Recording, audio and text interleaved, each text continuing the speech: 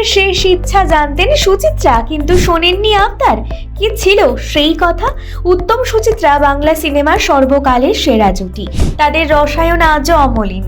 কখনো হারানো সুরে অলোক রমার প্রেম, তো কখনো সপ্তপদীতে কৃষ্ণেন্দু রীনা ব্রাউনের রোম্যান্স। পর্দায় তাদের উপস্থিতি মানেই ছিল অনন্য এক জাদু। শুধু সিনেমায় নয়, বাস্তব জীবনেও তাদের সম্পর্ক নিয়ে নানান সময় কম চর্চা হয়নি। অনেকে বিশ্বাস করতেন সুচিত্রা সত্যিই মন দিয়েছিলেন উত্তমকে, তবে সেই সম্পর্ক কখনো প্রকাশ্যে আনেননি মহানায়িকা।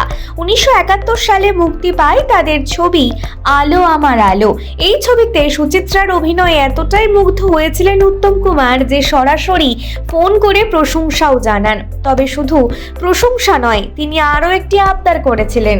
সিনেমার ফ্লোরের বাইরেও একবার একান্তে দেখা করতে চান সুচিত্রার সঙ্গে।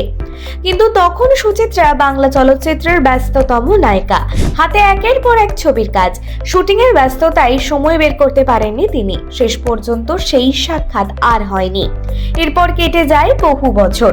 1980 সালের 24শে জুলাই এক আকস্মিক সংবাদে স্তব্ধ হয়ে যায় বাংলা চলচ্চিত্র দুনিয়া।